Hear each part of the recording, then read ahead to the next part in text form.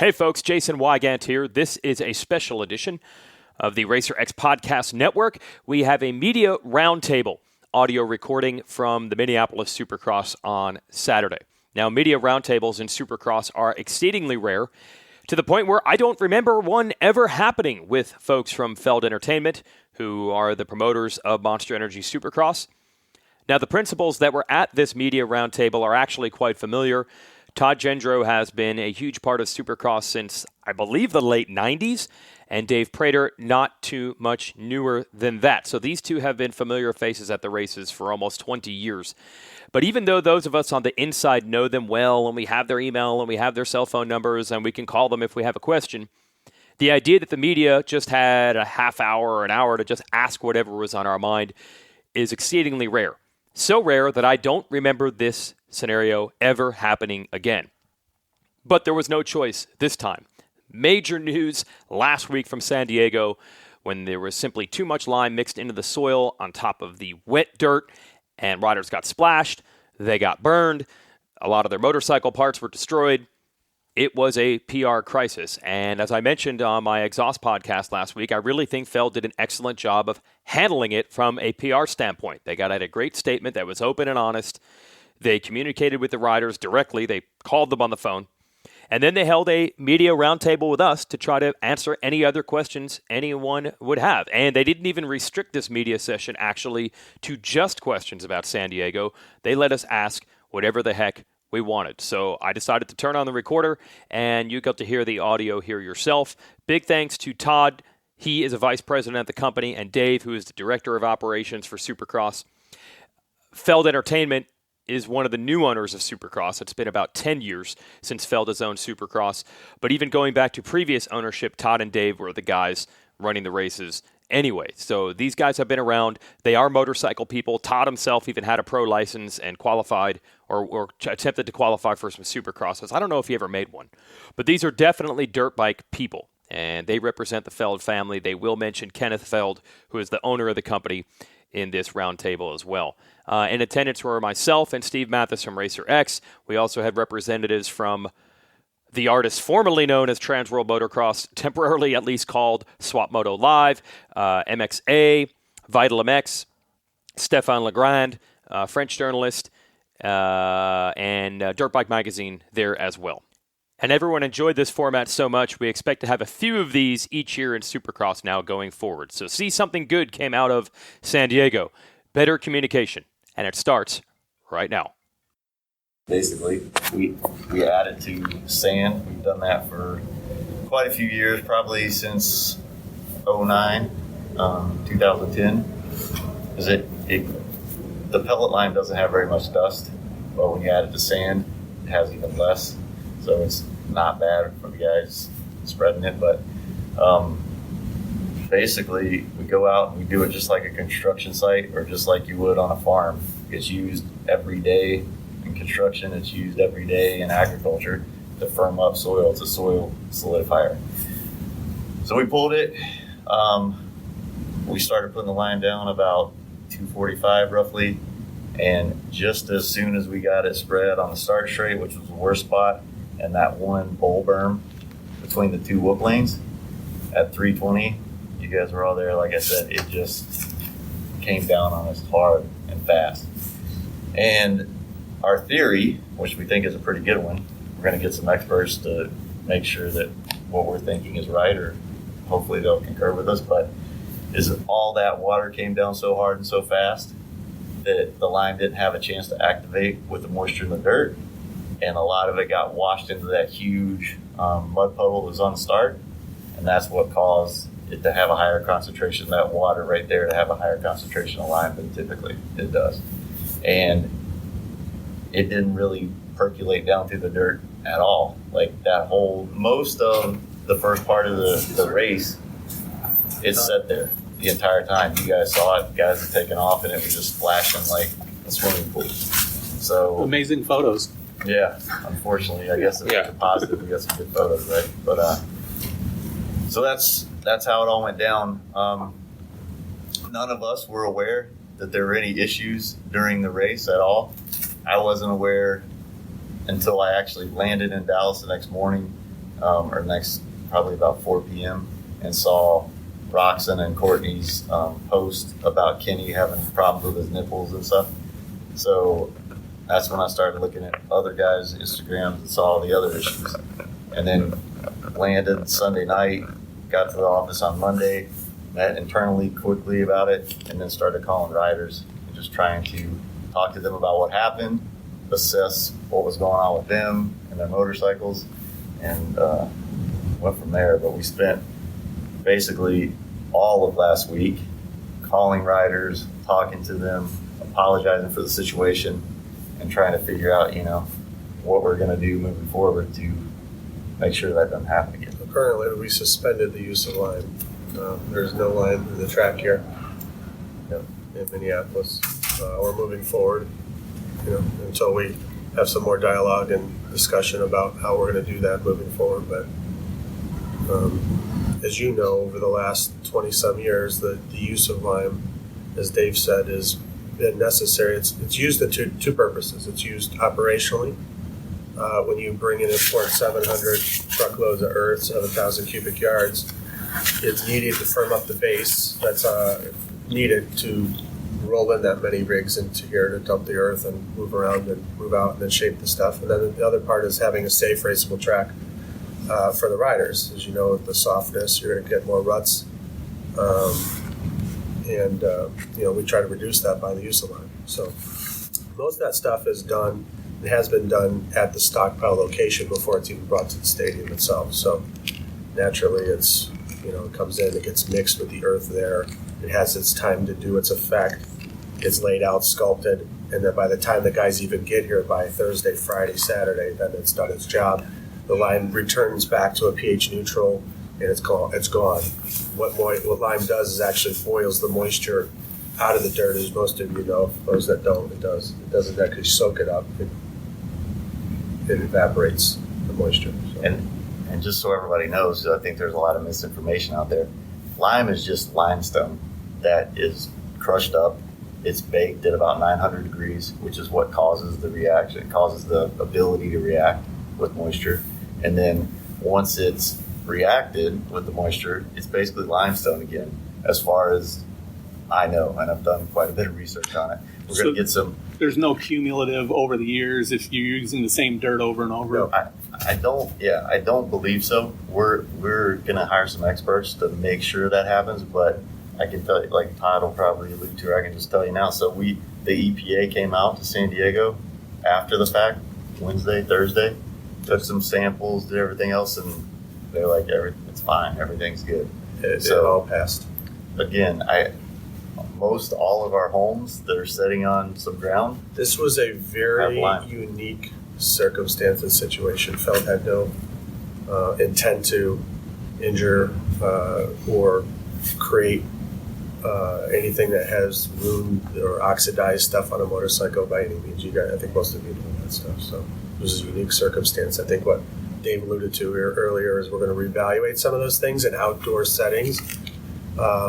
Where there is rain imminent or coming, that it just might not make sense to have lime. It is what it is moving forward. We'll reevaluate what we do inside stadiums moving forward, depending on the level of moisture, but right now it's been suspended. So, what would you be replacing the lime with? Do you have right now nothing. Right now nothing. Like we've looked over the years at alternative methods, and we've never found anything that's even close to as effective. We've had a few people reach out that we've worked with in the past to say, hey, have this new product, maybe it'd be better. So we're going to do that. But like I said, we are definitely getting together with some experts and getting their opinion on just our process in general, and then what other alternative means we could use. Because as Todd said, so we've suspended it moving forward until we figure out what we need to do to make sure this doesn't happen again. So obviously here is going to be a little softer than normal. We're pretty lucky that it's not wetter than it is. Arlington should be fine, but you get to Detroit, that dirt is historically pretty wet anyway, so it's going to be a challenge to bring in. I mean, some of you guys have maybe seen it, but sometimes we'll bring in you guys have probably all seen it in Toronto. Yeah. Everything was frozen. It thaws out. It looked perfect. It started thawing, and we had a mud race indoors. So Yeah, I think pockets. it's funny that some of the reaction from people, riders and wives, and who should know that lime has been used and made it a better track, they don't seem to know that, which was shocking to us. Yeah. Like, what are you guys talking about? It's been a great addition to the series. As someone that was around when guys couldn't double the triple, Right. lime has been a really good addition. But my question is, so if the procedure was as you guys were saying, we all knew the rain was coming. We did think it was earlier, and we all knew. Was there a mistake saying, hey, okay, the rain hit at 320, you said. So the mistake was, hey, let's try to throw the lime out now, even though we see the rain coming. Was that an operational mistake by somebody, or was that something that you would normally do in a daytime delay practice program-ish? I mean, in retrospect, it was a mistake. Yeah, of course, right. I would still, to be honest with you, I'd love to tell you I wouldn't have done it the same way. Okay. But honestly, it was just SOP, a standard operating procedure. Again, the rain, if you guys were watching the radar as close as we are, Yeah. the rain was all around us but hadn't hit us yet. I knew it was going to rain at some point, Right. but I didn't know how long and Yeah. how much. So the plan was, the start straight was a Need to be mess, firmed up. and that one turn was standing water. Yep. And I thought, let's put this down, firm it all up. We're still going to get hit for sure. So you But knew the not- rain was coming, but it's okay. Like in the past situations, it would have been enough time to get down. Correct. And- Enough time, and- even if it. So that's the other thing, Steve. Even if the rain would have come, and it would have rained as long as it did. Mhm. If it would have rained a normal, in my opinion, a normal amount or a normal, Okay. instead of just dumping as hard as it did on us, We would have been fine. I think we'd have been fine Okay. because it was so hard and so quick. It didn't have time to start percolating through the surface. It just all set on the top, and because of that, and it was terrible timing because we had just laid it all down, and I don't know how much, but obviously a larger concentration than normal Right. went into that water hole, Yeah. and it just stayed there. But it is, like you said, standard operating thing.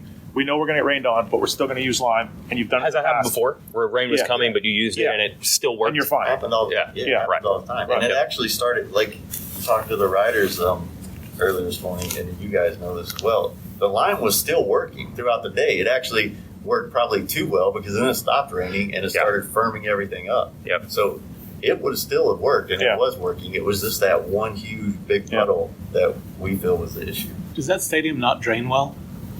There's a lot of stadiums that don't drain well. Yeah, so I don't know if you guys were up and could see it or even paid attention, but it drained fairly well, and it was draining right into the dugouts, which we were worried about because we don't want that to happen, obviously. And the dugouts backed up a bit, so obviously we cleaned that out. That's happened a few times. I remember in the past that it's been like that. But stadiums are built to drain fine when they don't have 500 dump Yeah. truck loads of dirt on it. We try to build everything with a crown as well, but obviously that one low spot in the start straight caused an issue. Hey, could you guys not pump like directly into the gutters outside because of everything flowing into the ocean? Yeah, you can't pump. You can't pump see, anything outside. That's what we figured too. Yeah. Just because like living down there, I know everything runs right to the ocean. That's why. So we had, if you guys walked by there, you saw like all the pressure washers and stuff right outside, and we were constantly cleaning the streets because we knew even before the lime situation happened, we're going to get mud back and forth on the streets. So we had a whole crew scraping the streets and spraying, pressure washing things. I saw water trucks after the race. Yeah. So you guys have done, I think, a good thing. Reached out to privateers, offered them some money. From what we know, there was a meeting this morning. Most guys I talked to aren't taking the money. What did you guys, as much as you want to tell us, where did that end up? What's the next step to helping the riders out? Like, what are you guys going to do? Is there a next step or? Not at the moment. No. Like we've offered. We got together and we spoke with quite a few people. Came up with $5,000. We felt that was fair. Mhm. There's a few, like you said, that don't feel that's enough. Agree to disagree. Sure. Yeah. And it's- Some guys did say yes. Oh yeah, Yeah, of course. You guys said yes. More said yes than no. Okay. But there are, a few that don't Right. feel like it's enough, and I understand that. Right. But at the moment, that's what we're going to offer, and we feel that's fair. So Right. Is that more for the bikes or for medical bills? it's for a little of both. Like we we got together with quite a few folks, figured out what the cost to repair the bikes would be roughly, and then we most of the damage on the bikes is cosmetic. It's a lot of framework that has to be Scotch brighted. The cases can be aluma brighted or medium blasted. I mean, there's a lot of stuff. Some of the coatings on the anodization of triple clamps or fork tubes, yes, those might have to be redone, or some of the stuff. But for the most part, it was cosmetic. And this isn't the first time. Like, I raced the 2006 San Francisco Supercross and it destroyed my bike the same way. But hey, that's what you get for racing. But it's more of the social media stuff. That's no, it wasn't that. It was to be honest with you, 2006 San Fran, that's the one that sticks out in my mind as the other one that was an issue. But because of social media, the good thing about all this is it made us aware of it quicker. I don't think in 2006 we even knew the issues until 2 or 3 weeks later when people finally started talking to us. This one, it was like instantaneous the next day, and Monday, Tuesday, we were still on the jet. It blew up. So, so we got together, we talked to all the riders. If they started talking about medical bills or whatever, or didn't know if they wanted to go to the doctor, I didn't discourage them full blown. I mean, if you feel like you need to go see someone, go see someone. I'm not going to discourage that. But with the amount of money, $5,000 we feel is fair for the replacement parts on the bike, as well as a little extra if you had any medical bills. So I think our coverage, Racer X and my coverage, I mean, we've been stressing over and over, you guys didn't mean to do this. Lime's been used for 25 years. It was a mistake. It happens. And so on our end of things, I think we're with you guys as far as trying to get that message out. I mean, none of us think for a second that you guys are like, screw them. Of course not. Like, it's never going to do that. You're going to get that, of course, in the public opinion, but I think all of us are like, something went wrong. That was very important to Kenneth Feld, too. Like, he sat down, we brought this thing up. He's like, we got to do something to get these privateers back. It was like, I guess he could have said no, right? Mm-hmm. No, he said, this is probably it. What are the costs for some of these things? Again, there's a disparity between I got 8-kit forks or this or that, whatever he got. $5,000, let's take care of them, get them back. Because he sent somebody here to write checks if they wanted to have a check today. And that was the deal, right?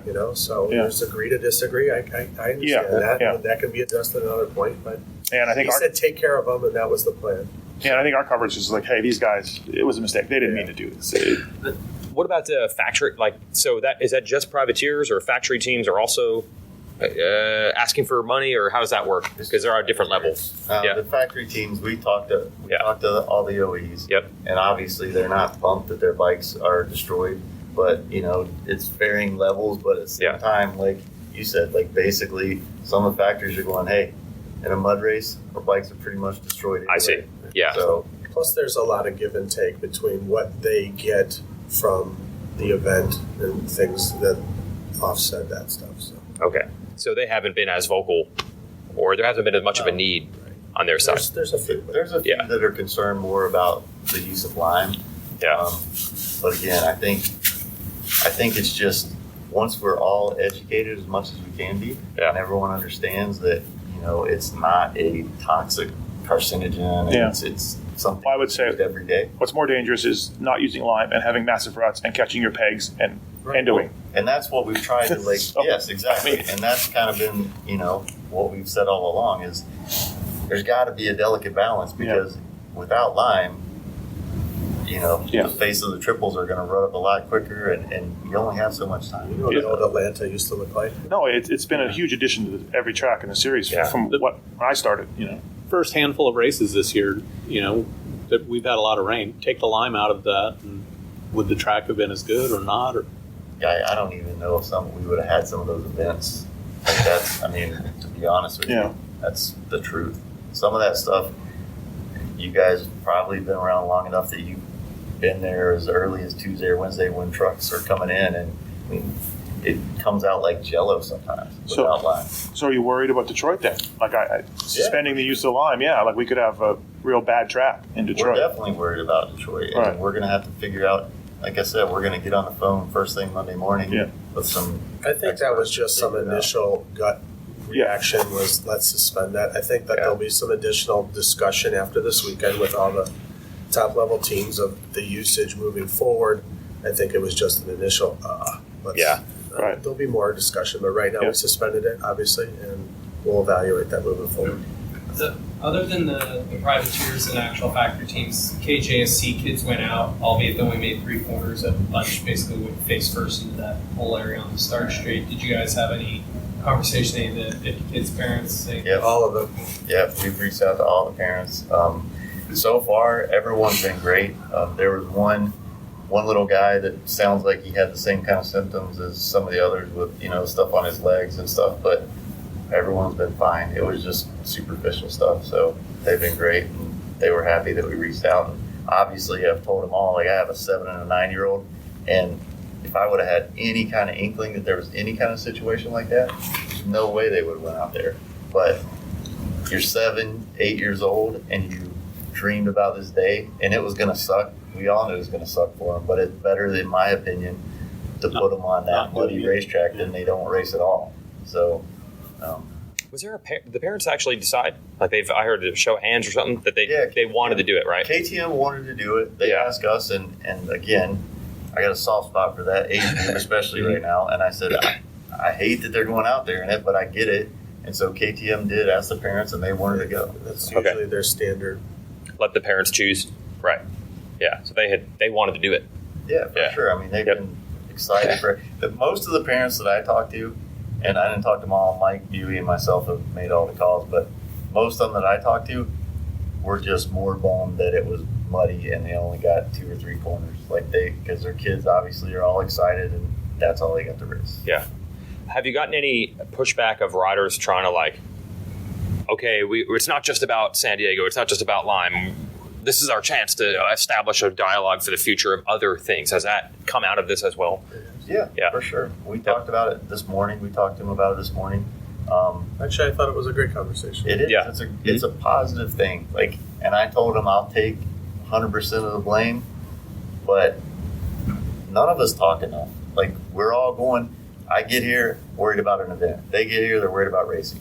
Yeah. So we're going to open up. If this has created a positive besides good pictures, it is the fact that I've gotten to meet some of these guys that I didn't know. I knew their names, but I hadn't actually physically met them and talked to them. So we met some of them this morning, walked around just a bit ago to let them know that the $5 grand's in the office, come in and see it, got a chance to talk to them a little more. So I think that's the issue. There's this perception that we're bad guys, and we are just yeah, we don't give a shit about it. That's not the case. We welcome that. We ask. Our office doors open all the time. We're here, and we're just normal guys, and come in and talk to us, give us suggestions anytime. The riders will refuse the money. I mean, is this open discussion with them still, or they don't want to talk to you anymore? And do you think there's going to be some issue with that? Yeah, no one's been. That's the other thing. No one's been super confrontational in your face. Everyone's been fairly cordial. But what they say? Okay, I don't want the money. I mean, I think it's bullshit. What does it say? We just told them, okay, we'll have to take that up on a case-by-case basis. Is it open to them if they change their mind? Yeah, that's if they change their mind. 5,000 is there, and if they change it in 3 weeks, it'll be there. Now, I heard from a couple of aftermarket companies that they got some calls from lawyers saying, hey, what's this worth? Because somebody's working on something, I guess, apparently. If they take the $5,000, if they sign something that says that you guys are released from any sort of liability, or is there anything like that? It's not a release. It's we have a receipt that they signed that just says I've received $5,000, but there's no release. Okay. No releasing rights or anything. No. Have you been contacted by any lawyers? Have you? Okay. I had somebody text me last weekend. He had a lawyer contact him, and part of the message that they were talking about spreading was, hey, if you were in the stands and you were affected, or were you in the stands and affected by this? And I went, now you guys are ambulance chasing. Mm-hmm. Well, that's what this is. I mean, that's what the people that are contacting the riders are. Right. And for the most part, there's a few that have told me, they've got to speak to their attorney or whatnot. And I don't know if that was their standard attorney, or if this is a guy that's approached them. So I'm not sure, but it's only been 2, I think, that have mentioned that have brought up any kind of attorney. So you kind of alluded to this, but there's no long-term repercussions. The EPA is not going to get involved and shut down the series so many people thought, because it's a normal thing. It's a normal thing, and they literally were just in, what was it, Thursday? They were in Petco Park Thursday. Took samples, like I said. The air quality guy was there. He actually walked in, and someone said it's lime, and he's, oh, thanks, and he left. But the soil samples the EPA folks took, they're like, fine, no issue. Well, yeah, I think you guys. I'm impressed you guys offered these guys money. I didn't think you guys would. That's cool. I'm impressed that you guys, whether it's enough or whatever, who knows? You know what I mean? That's up for debate. But it's cool that you guys did that. I think it's a good idea. I think it's a good thing. Like these guys were, yeah. Well, it just speaks volumes of, like Kenneth Feld. We met Monday morning, and Kenneth said, "What's fair? What's fair to offer them?" I mean, yes, it was unintentional mistake. Yeah, but it was a mistake. Let's offer them something that's fair, and let's move on. Yeah, I think, like, again, in our coverage, we've been saying that. Like, it's cool. They're saying it could have done nothing. Yeah, it could have done nothing. Could have had zero statement. Didn't have to do this. Didn't have to meet with him this morning. Yeah. Didn't have to offer money. That wouldn't have been the best alternative. Yeah, but you could have. It wouldn't have been the best, and we don't. No. Yeah, we don't want. Right, but I'm not so sure the previous leadership would have done this. No. You guys can say no comment, but that's where I'm coming from. I'm not so sure yet. Right, so that's where I'm coming from, where I'm like, hey, cool, because you two guys have been around the longest, and you're the faces of it, and we've all known each other for years, so I think it's cool, like you guys did it. Kind of recognize that. So. Speaking, you were talking about just conversing with the riders. I know I don't want to use the word, and I don't mean it in that sense, like. But like F1, MotoGP have rider-driver associations that aren't about anything really financially stake-wise. It's just usually a conversation piece for the athletes as a group to converse with the promoters about the safety of events and stuff like that. Do you guys see anything like that coming of this? And then would you guys be supportive of something like that with the riders if they had more of an official group just to speak purely about safety? I think you'll see established lines of communication. As some of you in this room know, over the course of the last 20 years, they've had different advisory boards. Our agent is really the AMA and the FIM for the riders. However, a lot of the times we are closer sometimes to the riders given reasons, right? But we've had forum where we'd have a rider representative in the past, whether it was John Dowd, whether it was Nick Way, whether it was somebody. And you all know it over the years too, we've also had Chad Reed, James Stewart, and Carmichael to give ideas on tracks. And so, as you know also, is that there's varied levels of skill level. You got a Chad Reed level, and you have, an Adam level. Then you have a self-interest. I want the whoops too big. I want the whoops small. I want transitions like this. I don't. So it becomes self-interest. So I think for this one, we are going to create some type of forum where we can communicate with the riders on all different levels. We don't know what that is yet, but we're going to work on it. I think the misperception out there is you guys, most of you, some of you don't, but most of you know me, you know Todd, you know us personally. There's this misconception in my mind, and maybe I'm wrong, but out there amongst the riders, especially the privateers, that Feld is this big evil, right? And I want to change that. It's, this guy, him, he's as good as they come, and hopefully you know me and know that I'm not. So we got to change that perception. And to Todd's point, we used to have a rider rep on the advisory board. The rider rep stopped coming. We got another rider rep. That rider rep stopped coming after a few meetings.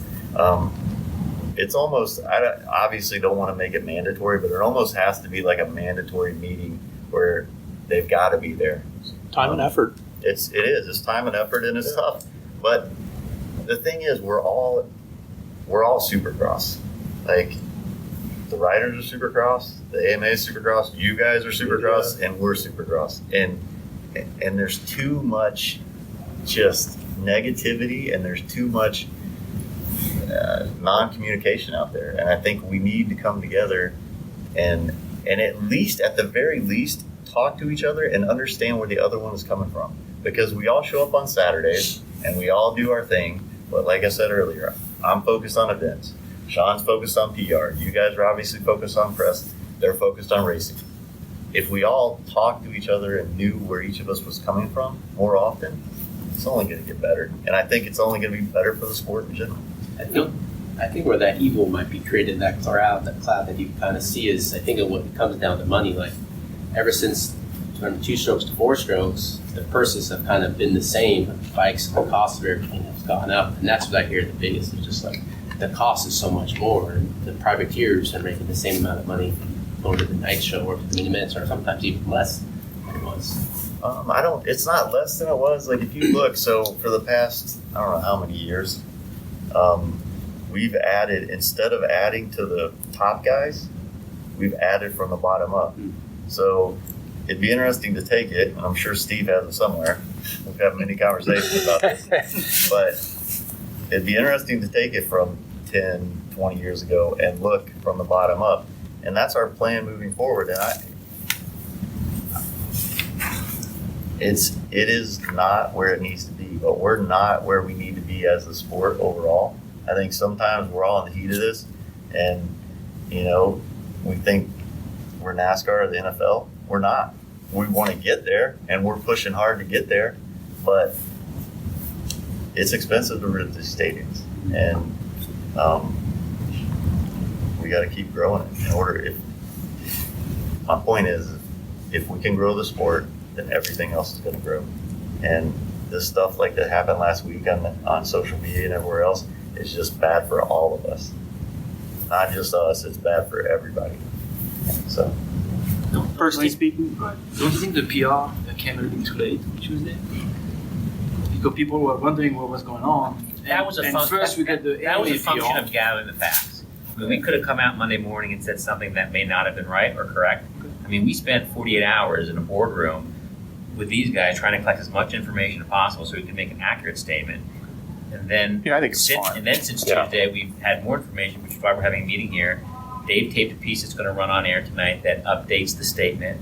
I mean, we're just trying to be transparent and accurate and not say something that's wrong. All things considered, you guys are doing a great job as far as owning up to the mistake and going forward, because I would think for a while you have looked for an end to, like, here's the olive branch to the riders. Unfortunately, it comes at the cost of you guys having, like, kind of a up. But there's a lot, as you've said, that's going to go forward that you guys can change the whole course of this disconnect. And that's pretty good. The fact that you guys are owning up to that is huge. And I think for all of us, it will help us all go forward. Yeah, no, I agree. I think, like I said, the lines of communication, it's just opened them up that much more. And unfortunately, it took something like this to really push us, because I think we all have tunnel vision and we're all doing our thing. But, we talk about it all the time. It'd be cool to do something like this with us. Something like Giuseppe does it. I know the F1 guys do it. This is something. Yeah, just once or twice a year.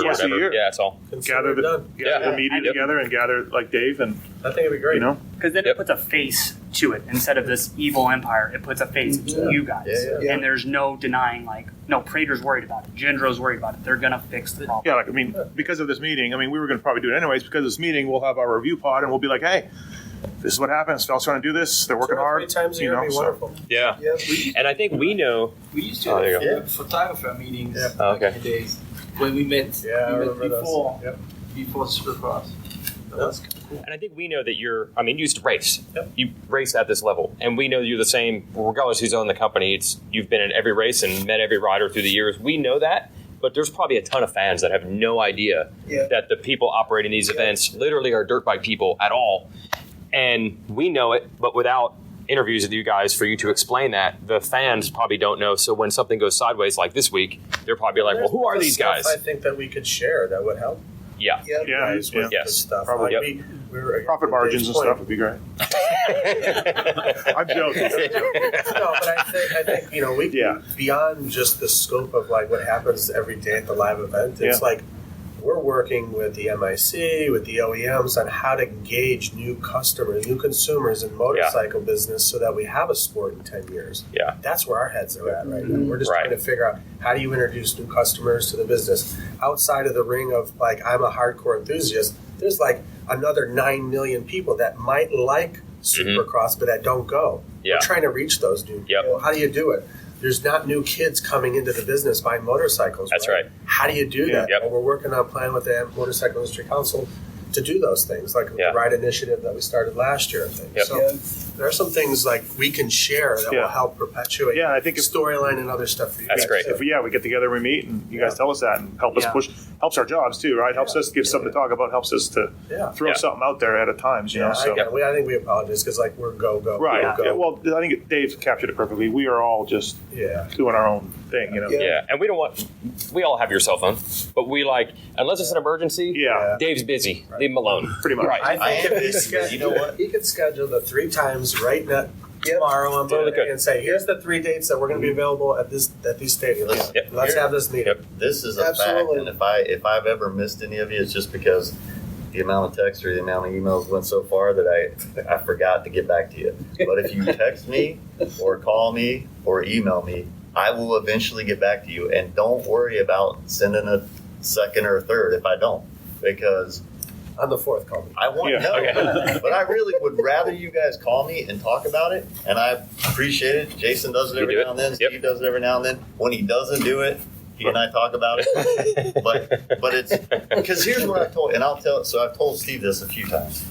It's weird that there's a lot of conversation. Anyway, I told him, but here's the deal. I'm open enough, and my personality is, look, I get it. Everybody's got different opinions. And I can respect that. We can agree to disagree. But the only problem I ever have is when someone reports something without knowing the facts, and they report on speculation or whatever else. Like if you have an issue, and even if after you talk to me you still think it's an issue, or you still feel the exact same way you did before you talked to me, I'm fine with it. But at least reach out, text me, email me, call me, and we'll definitely talk about it. And I'm not going to, hold it against you if you still feel the same way when we get off the phone. I just appreciate and respect the fact that you would at least try to learn the entire story before there's speculation out there in the world and this big piece was missing. So I think one thing fans don't understand, I saw some stuff last week. Hey, why didn't, they peel the plastic off, run practice, then cover it back up? Can't do that, right? What's the process? It's hard. Yeah. I mean, once you pull the plastic, and we pull it, there's a process to pulling it as well. You got to think like a water drop, because the water's going. How you lay it. Yeah, is the harder part. You got to lay it like you would build a roof, so the shingles are, the water's running down that way. But when you pull it, you got to pull it a certain way too. And when you pull it, that plastic isn't just easily pulled back out. Now it's pulling all that water and mud back over the track, and it would just make a bigger mess than what you had originally. How long does it take to lay all that out? It takes a lot, probably 2 hours. We can do it quicker, but that's typically when the rain's on us and it's raining and we're trying to do it fast. But about 2 hours to do it right. It takes about 45 minutes to an hour to pull it off right without just making a mess and yanking it and water going everywhere. And it was a mute point that we put it on. So. Right. Can we ask a non-San Diego Lime question? You can ask whatever you want, buddy. Dude, the tickle thing. What's going on? It's not a good... I mean, we need drug testing. We're all in favor of that. But what is happening? So, when I was at the FIM Awards Gala in Andorra, December. I had met with the new president, George Villegas, and he had, right after that weekend, he had had a house cleaning at the FIM and put a lot of new people in. As normal administrations change, they put new people back in. I think there were some people in there that were handling that area of the business, which was the anti-doping stuff. Not handling? Not handling. That he wanted to address that. But when he came in, he obviously had to address all of the past and try to make the wrong, and make it right. So we had talked then just briefly. We followed up and had another conversation the weekend of Anaheim. I notified KTM right after I had my conversation with Mr. Villegas. And then 2 weeks later, I had made another call with George. and there was some wheels in motion. So I can't talk about the case, but there are some wheels in motion now. Okay, something. Yes, and I think there'll be some resolve very shortly. Are we going to work on going forward to be better at this? Right? Absolutely. There's a lot of discussion in that matter. Yeah. Very top of line for Feld because it's quite frankly, none of us want to have the stars of the sport out of. Yeah, I mean, there should be drug testing, there should be penalties, but I think we all agree and the fans agree that this has been. I think George understands that as well, and he's I respect him a lot, and we're also talking about implementation of the 250 class in the future as well. Right. So, okay. I think we're getting a little bit of shabby treatment there, though, because I can't picture if a MotoGP guy or an MXGP guy had the positive result that it would have sat around for this long. I can tell you, I feel the same way. I mean, it's probably not the politically correct thing to say. Yeah. I think what I can say, though, is that the folks that handled that are no longer there. The new administration, so George Vegas took office December 3rd. That's really not a lot of time. I mean, basically it's 2 months. He is moving as quickly as he can. And I can tell you, the AMA, I would applaud the AMA on their stance since George has taken office. They've been a lot more proactive. And I can tell you the new FIM administration, in that 2 months, Todd and I have got more information in those 2 months, probably 8 times the information we got over that year and a half. Yeah. So things are looking up, and I'm encouraged that once these outstanding issues are handled, it's going to be a lot different.